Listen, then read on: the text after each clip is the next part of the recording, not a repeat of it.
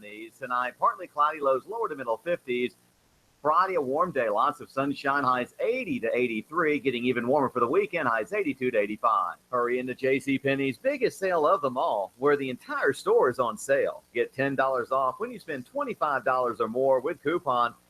That's getting your pennies worth now at JCPenney. And I'm Gene 12, Chief Meteorologist, Pat Report. On AM 1240, Hot News Talk Radio. Hot News Talk 1240. AM 1240, Hot News Talk Radio. With your chance to win $124 in cash and $124 in food every week with the Hot News Talk Radio 1, 2, 3 NASCAR contest. Hot News Talk 1240. All you have to do is guess who's going to be first, second, and third place in the upcoming NASCAR Sprint Cup race. If you guess it, you'll hear your name live Monday morning at 11:30. Then call AM 1240 Hot News Talk Radio to win. Enter your guess right now at Rick Davis Golden Diamonds, 5301 Brainerd Road, Chattanooga. Diesel Off-Road Technology Sonny Daisy for your four-wheel drive and truck needs. Stuff and upholstery with premium rubber foam. Amigos Mexican Restaurant next to Staples and Hickson. Drink specials during the race. Self-Surgeon, the Broken Screen Dock. And Shooter's Supply, 4824 Hickson Pike in Hickson. Hot News Talk 1240. Enter your guesses now and listen to the race live to win $124 in cash and $124 in food from Chattanooga's official NASCAR radio station. Hot News Talk 1240. I love NASCAR. Hello and welcome to the Art Beat of Chattanooga, where art lives. You're on Hot News Talk Radio, AM 1240 with Jillian Collins, your host. And we're here today also with David Tulis. He's another host at the radio station. You can join us today on YouTube. You can go to Hot News Talk Radio, see us on YouTube. We're feeding live on Facebook right now. We do welcome phone calls, and the phone number is 423-800-8949, 423-800-49. We would love to hear from you today, and we're going to talk about basically, how does art affect your life? Does art affect your life? What is its role and impact in society? Would your life, Joe Collins, be dull and flat?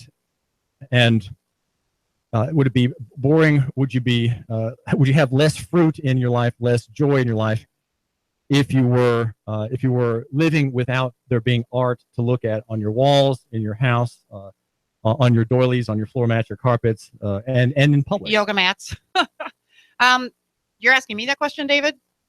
So Go ahead, yes. For me, without art, I would have a very empty life because it's been such a part of my life since I was a child. And I realized just the other day, and I was talking to my mom, I grew up with original artwork in my home, and I never thought about this, how a lot of us don't have that. And as I reflected back and talking about art with different people, I realized that I had always grown up with original artwork, and I would sit as a child for hours and live in these paintings.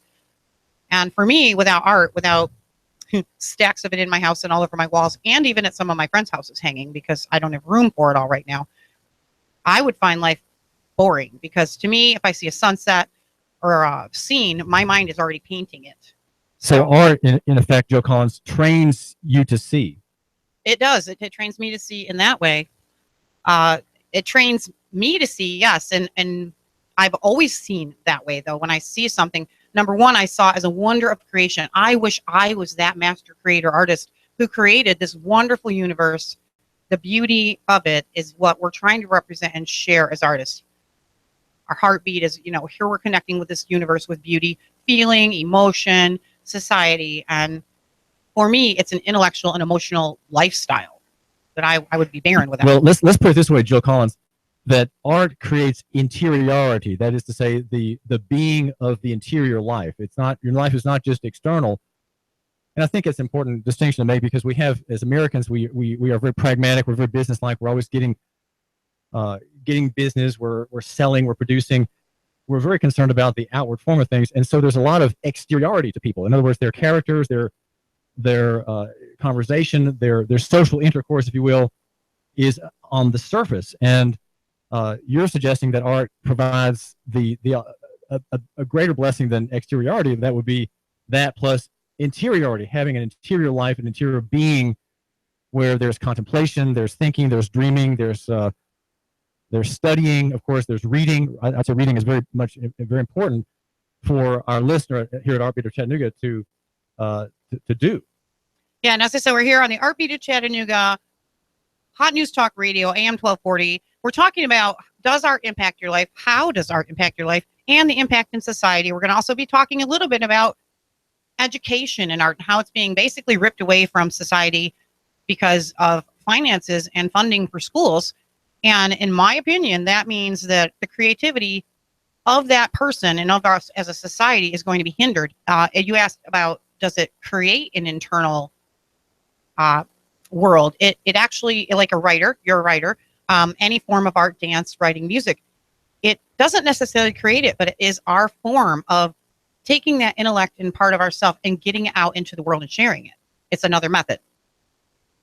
So your show, though, Art Beat of Chattanooga, Jill, covers the visual arts. It's not really about novelists or poets. I guess, actually, right? I believe, and I've been trying to cover all venues of art. I've been finding it easier to get visual artists to interview.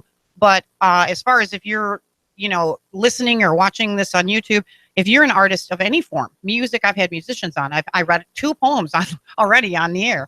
And to me, the arts include so much more than painting or drawing and visual arts. I've had improv, comedy, musicians, and I'm certainly interested in poets and writers. Any aspect of art that can meet the definition of the dictionary, that we are producing this, creating something to evoke an emotion in another being, to share that emotion and evoke an emotional response.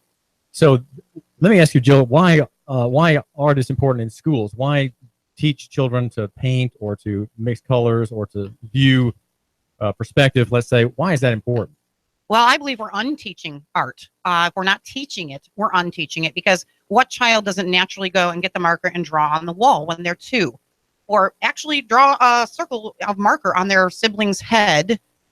If we simply put art supplies in front of our children of any kind, even a pencil and paper, as a child, they're going to start drawing and creating, and they're going to run it up to you, and they want you to put it on the refrigerator. They want you to see it. Daddy, look at what I did. I made you a birthday card. I drew this.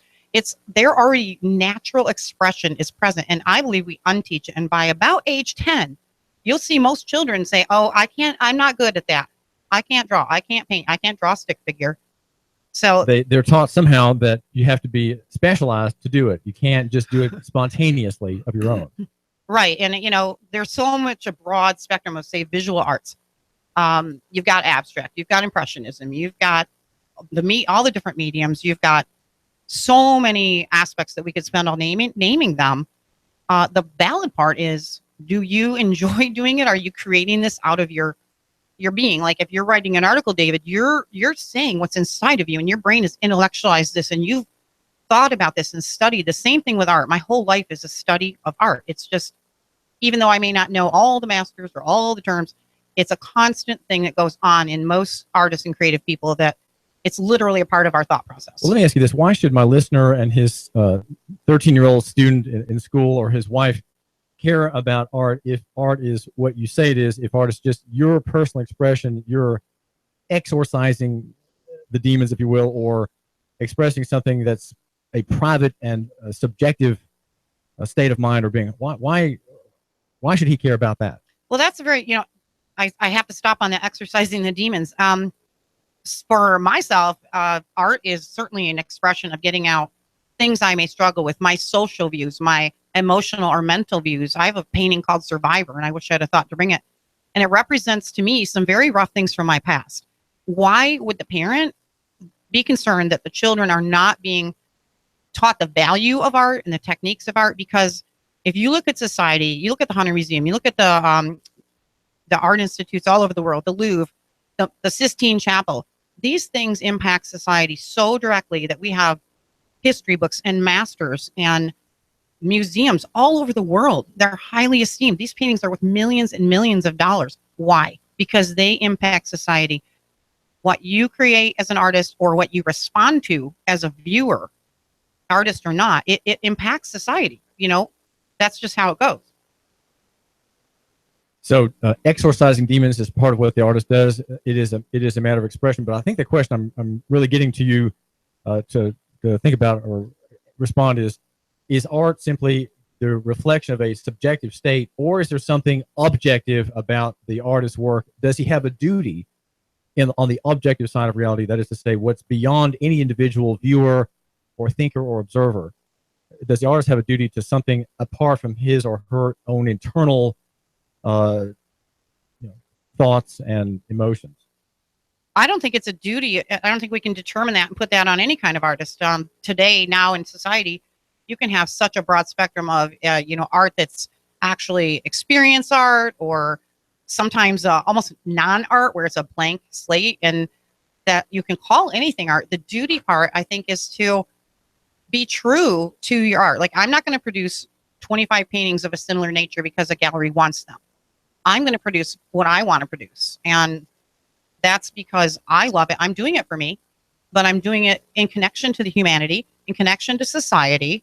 And if you don't connect your art, so for me, if I do my art and no one ever sees it and it doesn't evoke a response in somebody, I still enjoy it, but I am not fulfilled until I have evoked a response from another human being that affects their life or their thought. And of course, that evaluation is subjective. You don't know, unless someone talks to you, you don't really know if you have created that effect of your work.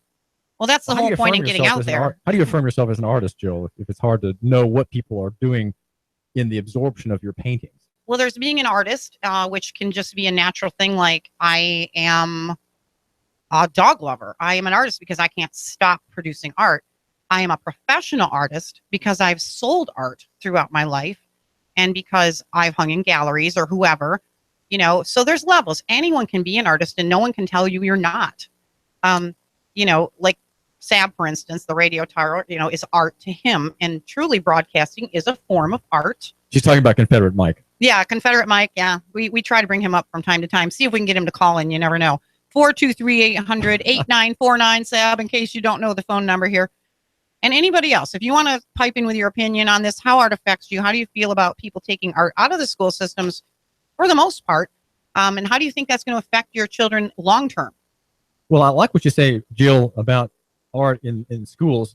Children should be encouraged to translate what they see into representation, because that's what art is. It represents something that you see or that you imagine, and the skill is in making that picture or painting or sculpture or object of wire, perhaps, look like what you have in your mind. So you're translating something. It's a translation, as you might say, from French to English. You want the approximate words. You may not know all the French, but you're going to approximate what you know in English to say it in this language that you have learned. Well, do you agree with that? Is art a representation of something, or is it just a production? I agree. That's my only French word. It's certainly a representation. I think for most people don't sit down and do art because they want to just make something pretty. For the most part, there's something inside driving you. I saw this sunset and I saw these colors, or I saw this person sleeping, a homeless person on the sidewalk, and it evoked an emotion in me, and I want to communicate that to the world. It's like any other form. We are all here to try to connect to other beings, to better ourselves, continue learning and growing. And the arts in society provide genre of life can gather at a concert, and there's no stereotype of who's there. We can all go to a concert, and for the most part, every single person, child to grandparent, is going to enjoy that because it's art. It's affecting you. It's creating an emotional response. It removes you from the moment sometimes. It's almost an escape as well. So art is something that satisfies the artist's personal sense of gratification, whether he's good or bad. It almost is beside the point, because he gets his work out there, and he doesn't have to have continual positive gratification. I have a brother, Thomas Tulis, in Atlanta, who has very little feedback, and yet he's prodigiously productive. And it doesn't matter to him because he's doing something that satisfies his sense as an artist, and he doesn't have a lot of external affirmation. Many of the masters sold next to zero work during their lifetime.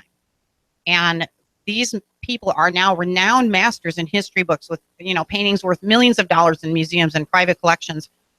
Many of these people receive very little positive feedback during their career. On a personal level, I am certainly not famous in any way, but I have had the advantage to be able to have a lot of work seen, viewed, purchased, and get response. And for myself, and I think most artists, that is key, because I do produce it just for myself. And if no one else ever looked at it, I probably would keep producing it, because there's like a million of them in my head to get out. But when another person responds, and sometimes I'll paint something and you might look at it and see something I never even intended or thought of, but it creates new avenues of thought, new avenues of processing into society of what's happening with another human being. Well, Susan Sontag, in her essays in the 1960s, has one famous one, and it's a book, in fact, it's called Against Interpretation. And she says that the work of art is itself. It delivers itself. And once you start interpreting it and discussing it and writing essays about it and criticizing it and publishing a column on a show, let's say, or a painting in the New York Times, that you have done something violative of the spirit of that object and, in a way, the spirit of the artist. What do you make of this whole idea that art has to be itself, and one should not try to attach words to it to describe it? One should not even put a name on a painting, because that violates the work you've done. Is there something sacrosanct about the piece of art, Jill? Well, I so far I haven't run into the art police, but if I do and they try and control, I love titling my work. I'm also a writer. I'm a poet.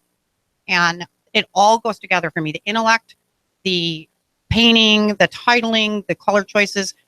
We mentioned Impressionism. I consider my work basically modern Impressionism at this point. And what is that? Who knows? I'm just coining the term. It's something I call my work. And, Impressionism. Well, Impressionism is not a term you've made up, Jill. It comes from I made Henry up the James term modern, David. Come on. And Cezanne and people like that from the teens and the 19 teens and the 1920s. What is Impressionism? What is the listener to understand by your description of yourself as an Impressionist? Well, in college, basically, I was taught that one of the big things was an Impressionist does not use the color black. You don't go get a tube of black and put it on your palette. You create your black by combining your colors to create a rich depth of color that is black, but it's not a black tube of paint. And Impressionism, you notice, reflects a lot of light. There's always a lot of kind of movement and brush strokes and play in there. It's generally a lot of brush strokes, whereas opposed to maybe a watercolor, you're going to see more of a wash. So it really is more of how you paint than what you paint. Your answer is way too technical for me. All right. You've seen Monet's work, right? He's an Impressionist. Van Gogh, also an Impressionist. So those two, right? And then you've got the paintings in the Renaissance, and some of those are considered Impressionists, but mostly the Renaissance wasn't exactly into Impressionism.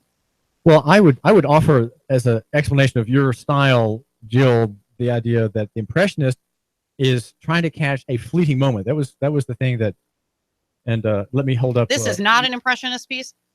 I'm holding up here Jill's picture of Marilyn Monroe for our YouTube viewers and Facebook viewers. Yeah.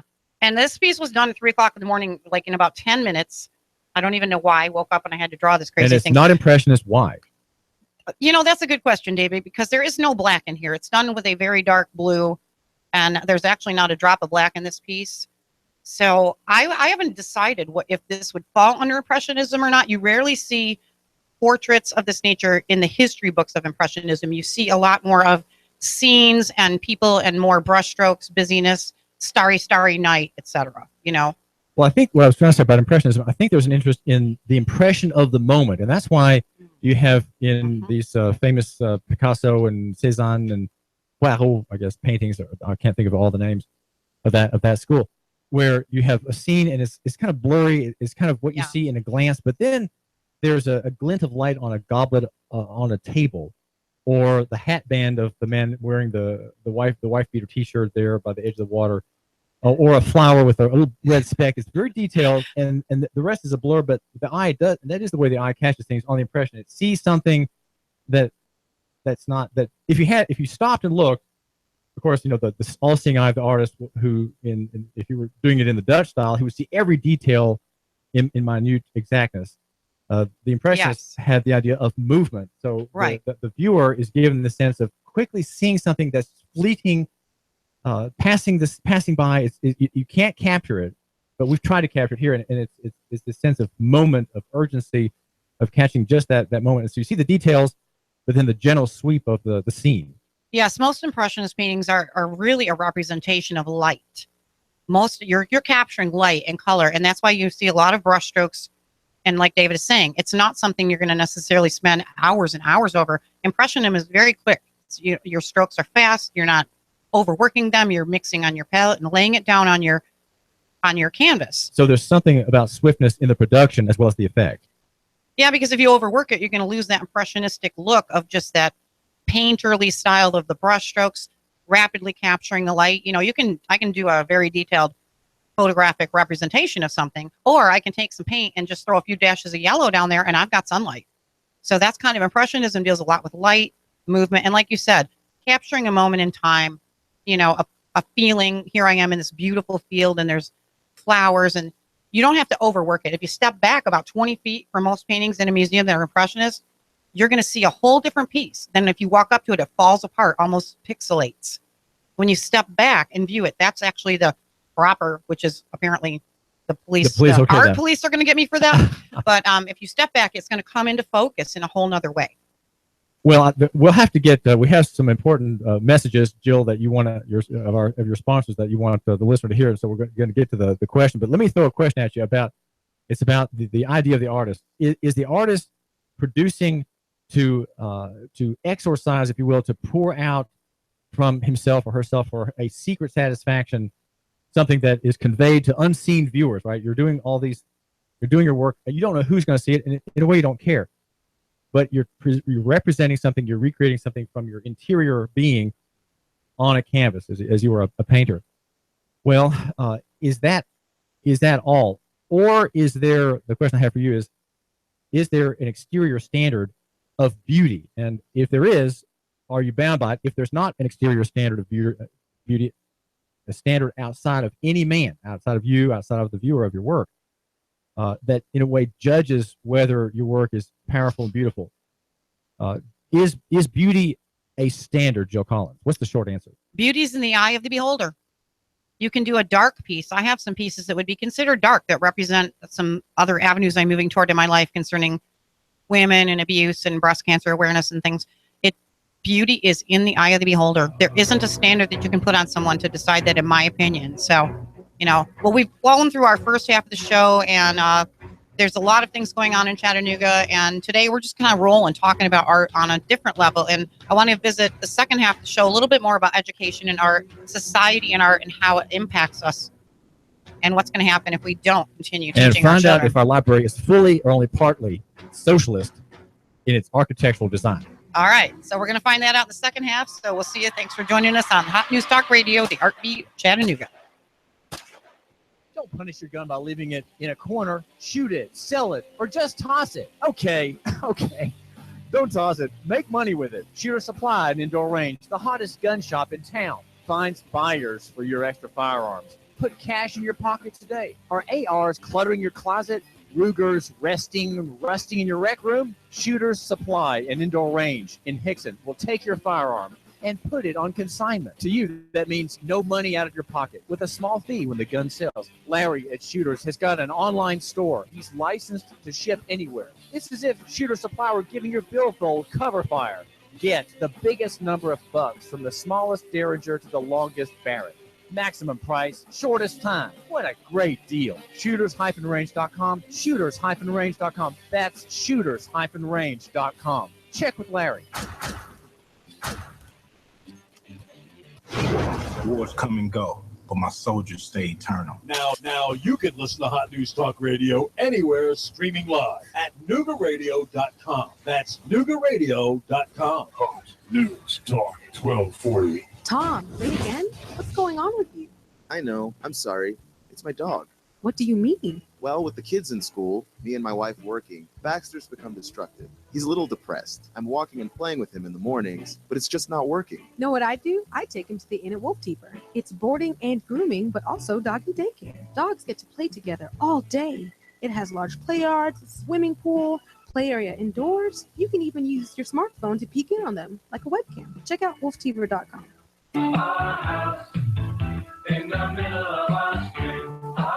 Hi, I'm Sabrina with Sabrina Realty Associates. Now is a great time to sell your home. In our area, inventory is at an all-time low, which translates into higher sales prices. Call us today at 423-499-7780 to set up a free consultation and discuss our unique and aggressive marketing programs. We will provide you with a free market analysis to determine the right value of your home. Call us today at 423-499-7780 or visit our website at sabrinarealty.com.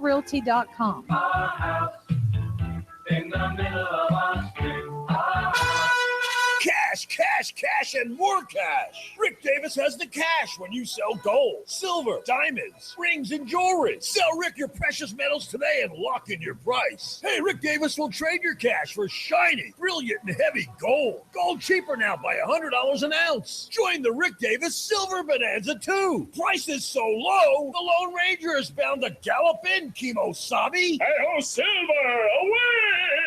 The markets are changing, so buy now. Cash, cash, cash, and more cash for your silver and gold, gold, gold. Rick Davis, 5301 Brainerd Road. That's 5301 Brainerd Road. Rick Davis Gold and Diamonds. Oh, and cash, cash, cash. You know where it is. Hey-ho, silver, away!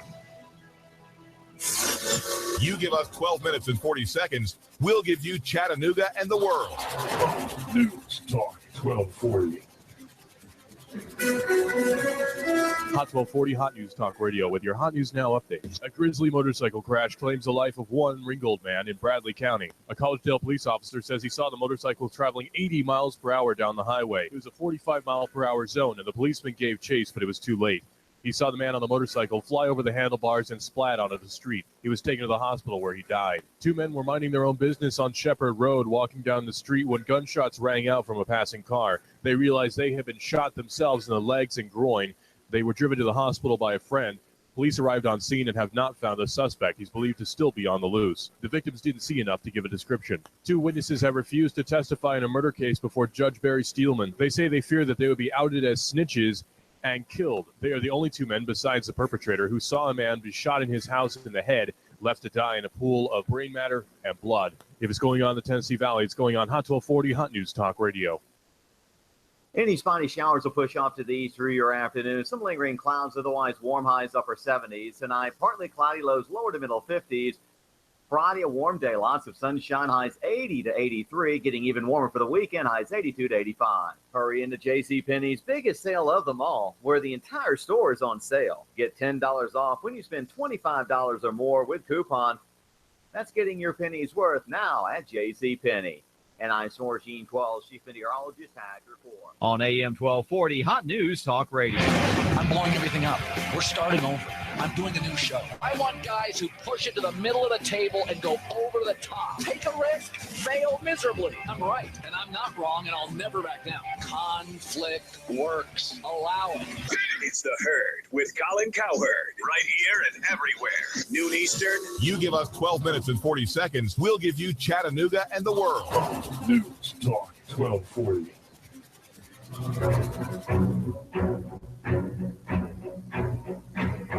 Welcome back to the Heartbeat of Chattanooga, where the first half hour seemed to go very quickly as we're here on the Hot News Talk Radio, the Heartbeat of Chattanooga with David Tulis and myself, Jillian Collins, the host of the show.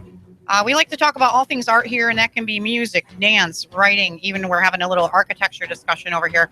And so we're going to keep talking about this. Again, you can call in 423-800-8949. You can talk to myself or David. David has a background in education, home education, and kind of just the world. So we're just having a good time talking about art and society, why, who decides, can you decide if it's good or bad or beautiful? Would you continue to write if nobody is going to listen or read it? So... yeah, does art, the question that I'm asking Jill Collins, who's a real artist, I'm just someone who reads about art. Does the artist have to have, is it all a subjective emotional outpouring that does not have any standards of beauty, or is an artist working in a field that doesn't really belong to him or her? It doesn't really belong to him because it is something that I would say God has given as man's creative impulse, and that there's a kind of a standard of beauty that I would suggest is there by the way the world has been created, by the way a man is handsome for a reason. A woman is beautiful, and everyone can agree for a reason. Why is a beautiful woman beautiful? Why do we not have disputes over our stars and models in Hollywood, Jill? We all recognize that there are outstanding beauty. Beauty is not subjective. There is an objective standard, and the human face, the human figure, often reflects this external standard. That varies according to time in society, as well as there are some debates going on, I believe, David, because there are many people who are of what you would call not an average size, who are now stepping out and saying, I'm beautiful. I can still dress in beautiful things. I see myself as beautiful. On a personal level, I was trained. I went to college. I learned technique. As a child, I naturally already understood some of this shading and line and things like this. And from a creative aspect, I've taught art to children. And if you take, is there a standard of beauty? Well, in Genesis 1:1, one of my curriculums is I literally start with creation. In the beginnings, God created the heaven and the earth. We draw a sky and water. Then, you go on through the creation story. And if you layer your picture in the order of creation, you end up with a landscape. So there is a standard, I think, in this world of general accepted beauty, but depending on the country you're in certain parts of this world, women put chains on their neck until they look like giraffes, and that is considered beautiful in that culture. So I think that is getting more and more diverse as far as what's accepted in our society concerning what is beautiful. So the question is on this whole nature of objective versus subjective. You have more of the subjective argument, and I would argue on my side, or for the benefit of the listener to hear this debate, more on the objective side, that the artist is not. His work is not about him. It's not about you, Jill. There is something you have to say. I'll argue using you as my example. You have things you have to say about love, about loss, about death, about mysteries, things that come out of you, and your job that you've assigned yourself is to convey these things as states of mind, states of being, and your technique, your skill, comes into play. If you have more skill, you more effectively show the viewer this thing that you want to convey. You want to bring the viewer of your painting into your state of mind, so that and so it's really skill. And I think a lot of modern artists have no skill at all, and yet they're pretentious people, and they're frauds because they don't understand beauty. They have no skill, and yet they throw things out there and say, "Hey, this is my latest creation.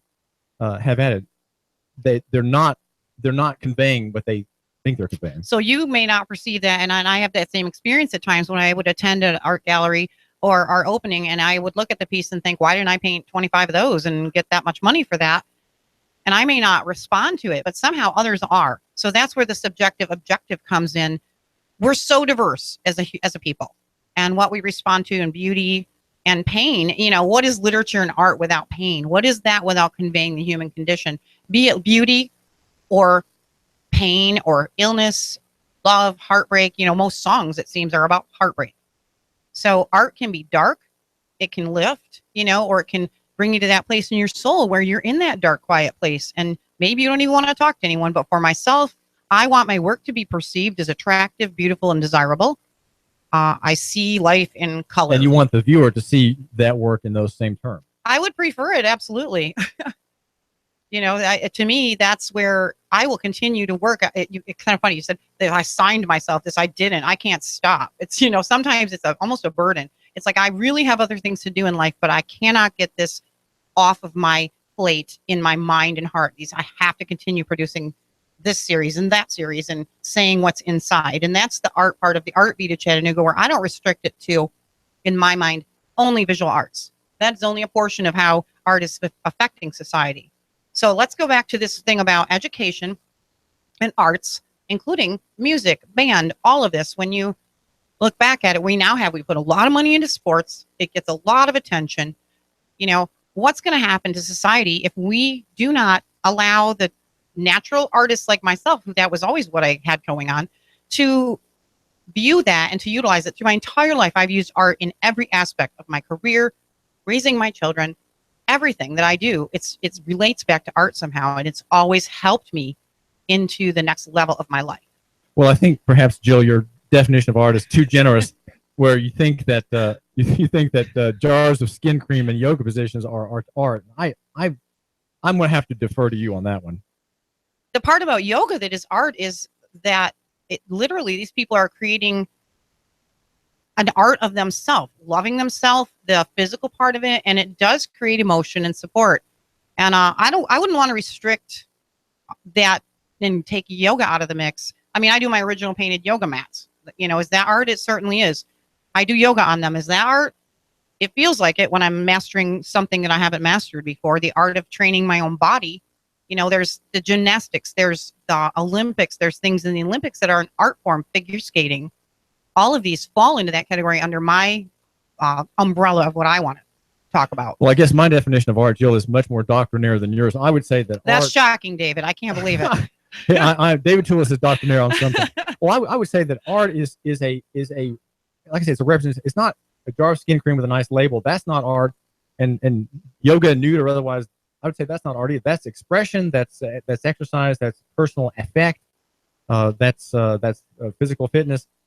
And that's skincare. Those are all things but it's not art, and it's not because it's not creating. It's not representing something as true and beautiful. And that's what art has to be. It has to be a creation of someone, not just doing something, but making something that is visible, or heard if it's an opera. But it is a production of something external to the artist himself or herself. Well, I'm going to do a little research this week, David, and we're going to look a little bit further into this conversation. And I'm surprised that the phone isn't lighting up because, some of my guests that I've had on who do some of the candles and yoga and things, they do see themselves as artists. And that's where, this radio station being a pretty conservative base brought me this not as conservative artist on. Not a hippie or anything. We're like not that. conservative at this radio station, Jill. All right. We're not. What are we, David? Well, I don't know, but I think we're. Come on, I have to define what I do. Come on. Well, you put me on the spot there. I think the people at this radio station tend to be pro-free market, and that abolishes distinctions on left and right, conservative and liberal, Republican, Democrat. The ideas that I represent are not easily categorized. So you'll have to forgive me for shocking people on both sides and winning adoring plaudits on, let's say, both sides on those earlier distinctions. Well, can I ask you, Jill, about the public library downtown? It was in the news last week, and a tour that had maybe a dozen people, maybe as many as 15 people attending, was given by Bill Wilkerson. He's an architect, and one of his first jobs as a young 30-year-old working with Mr. Durthick and Mr. Henley back in the 70s. Let me interrupt, David. Is architect art? Well, how would you categorize that? Yes, it is art. Right. You have to make a drawing. You have to make a blueprint. You have to conceive. It is art in which you live. Right. And work. Sure.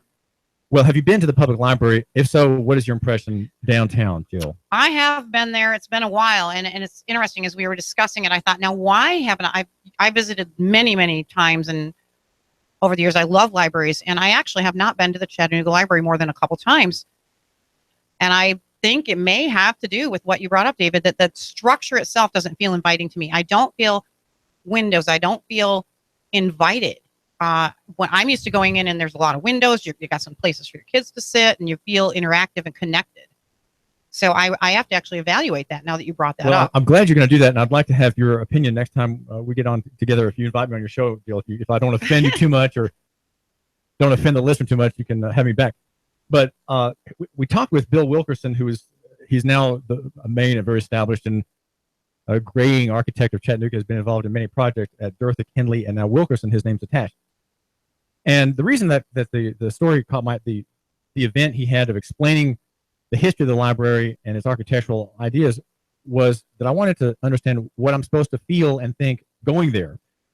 And my reaction is very much like yours. I think it's not inviting, it's not personal, it's inhuman. It has a grand scale that's intended to have that effect, and you're supposed to be drawn to it nonetheless. And the style that it is in, he says, is the international style. The story about this tour was presented in the Chattanooga Times Free Press, and it was given there to be a brutalist style. And I thought, wow, that's very interesting to have the name of that style on the building. Bill Wilkerson sort of rejects this categorization. He says, well, it's really not that. It's this other style, international. But to get to the nub here, for the listener is that the brutalist style was very popular in the 50s through 70s. It was very popular among Marxist ideologues in the Communist Party in the East Bloc. So you find buildings like this in Bulgaria, Czechoslovakia, USSR. So it's the bunker idea. And I asked Bill, I said, Mr. Wilson, what is the intent of the architects with this building? What do the designers want the visitor or the worker in this building to feel? And it didn't. The question didn't make any sense. Right. They're not even looking at it that way. They're inside the corporate part of it, where here we can put this and that and the other thing. But I agree that. But a building. Do you not agree, Jill, that a building is an argument for a way of living and thinking and seeing? Definitely, we create our own living spaces is one of the most important things we do for ourselves. How do I want my home to look and feel? And again, go into this from there further on. What's inside your home? What's on your walls? What are you seeing and interacting with every day? Now, I do say Chattanooga is a wonderful city and a very well stocked library with lots of options, and you can get pretty much anything you want in there. And I encourage everyone to go. Keep reading those books. Put those books in your kids' hands. Go get the books about the artists and with the cute drawings to stimulate their minds. We can, the structure of deciding, okay, then is this bunker art? What if we go to Czechoslovakia, and then I'm an artist and I paint a very gray, dark building. There's a painting Monet did that's basically a barge on the water, and it's kind of dark. There's nothing real light or colorful about it. So if the building is not drawing you, if an artist painted a picture representing the feeling you get when you enter that building or think of entering it, would that be something you'd consider beautiful? I mean, how would that maybe make you respond to art? Right. So you have the question is, Jill, if an artist faithfully reproduces or represents the library downtown and it creates that sense of alienation, is that a good piece of art? I would say yes, because it's a real building. He's truly representing it. And he's showing the spirit of the place. I would say drawing strongly from the brutalist style, which is very blockish, bunkerish. And the Wikipedia article that I read before going to this discussion was that it encases the socialist utopian ideal. Well, what is that? Well, there's a lot of artwork representing that. The kind of handcuffing of the masses in society, and that's what I'm talking about with the education and the art world being taken away from our children because we don't have the funding or we don't consider it important, when it actually, everything you see, if you drive downtown Chattanooga, it is gorgeous. And you really can't argue that. You can also go to some areas in Chattanooga where there's some sadness and homeless people. And I find that beautiful in a very sad way. So I'm not sure where you're going with that question about the building. Look at Daumier and his impressionist paintings of farmhands, the weight of the world on their legs and shoulders, and hurling the hay, and you just see in those French paintings the toil of labor among farmers. And, if you really don't like the building down there, they can always hire me to paint a really beautiful mural on the library, and it'll all be good. I think, Jill, your idealism is too high. A painting cannot remedy the architectural design of the Chattanooga Public Library. It can't change that, but it can change the way someone feels as they approach the building. Well, then your painting is just fooling them. That's all right. I'm good with that. Still evoking an emotion, still bringing joy. So anyway, the library is a source for your families and your children. Indeed. That if they're taking the art away from your kids in school and you don't feel that your child is being nurtured in that way, because it is going to create connections in their brain. It's going to create so many avenues of thought, intellectual growth, emotional growth. Go to the library. I don't care if the building looks like a bunker. If David's out there picketing, this is an ugly building. Just go ahead, go past David and get those books for your children and educate them yourself. We as parents are really, truly our children's educators. And the listener of our Beat of Chattanooga, Jill, I suggest resource the interest. Give, for example, on a nice birthday party or an event or some occasion, a carton of colored pencils and a nice pencil sharpener. Yeah, you can't go wrong with that.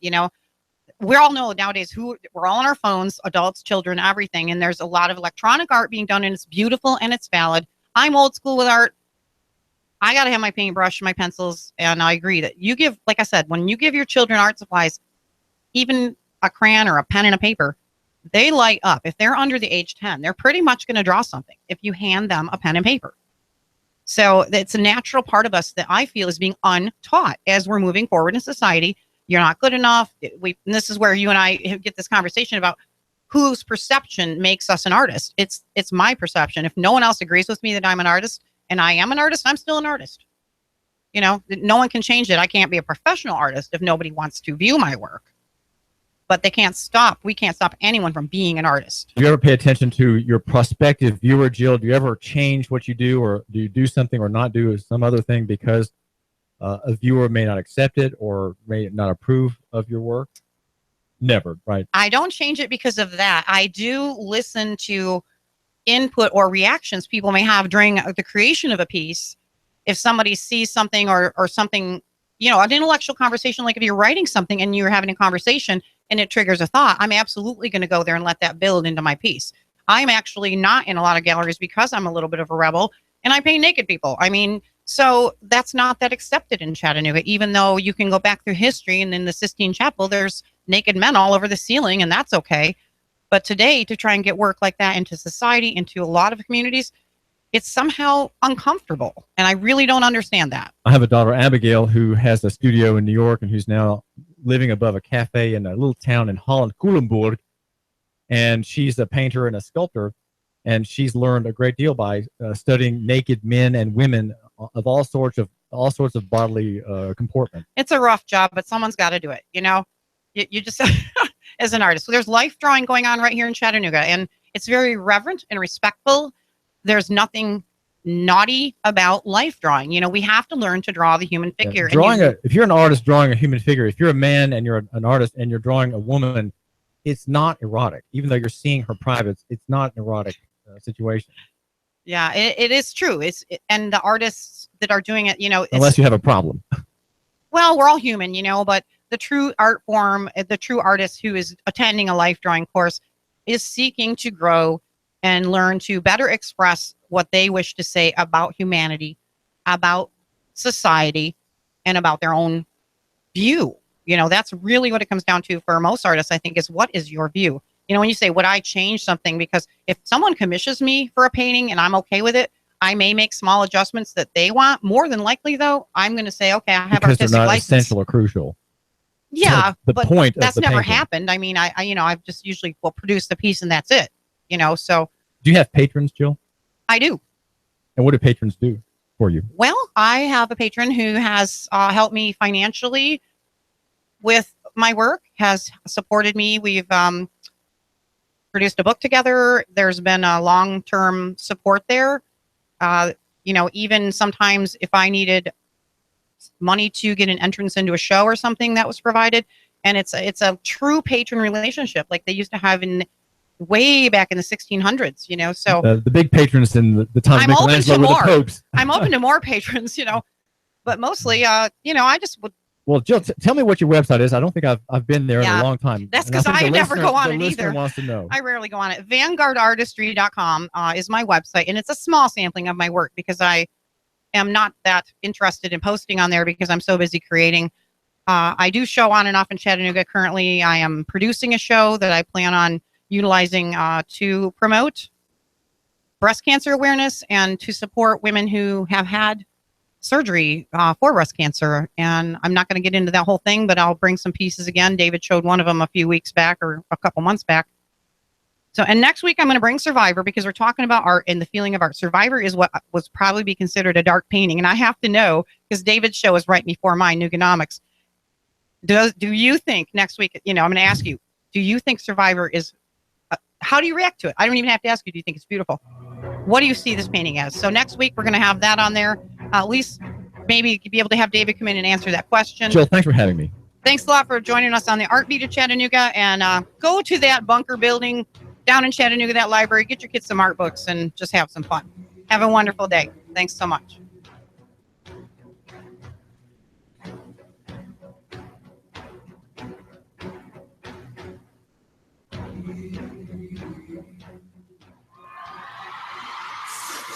You give us 12 minutes and 40 seconds, we'll give you Chattanooga and the world. News Talk 1240.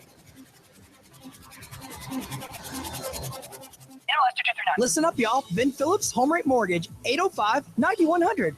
I'm in the business of saving people money. And if you want to save money, pick that cell phone up right now, 805-9100. I received a call that I won't forget. The guy is a Chattanooga police officer who served our great country in the Air Force. A true American hero. Our hero is renting, which costs too much for a space too small. We helped him achieve the American dream. And the best part is this. He purchased a $180,000 home with zero down. His payment is $200 less than what his rent was. And now he has a safe place with more space to raise his family. It's easy, and you can do it too. It just takes 10 minutes and one phone call. 805-9100. Turn a house into a home. At Iron Optical, it's a well-known fact. When you buy one pair of glasses, you get a second pair absolutely free. But did you know Iyer Optical has the largest eyeglass selection in the area, with top-name brands and styles in the latest trends? Schedule your appointment with one of the doctors today for a comprehensive eye exam. And remember, when you buy one pair of glasses, you get a second pair absolutely free. Visit IyerOptical.com for a location near you.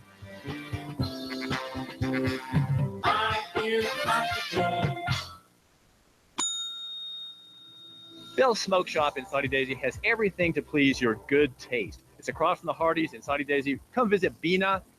She has all kinds of treats for you, including beer. Bill's Smoke Shop, Saudi Daisy.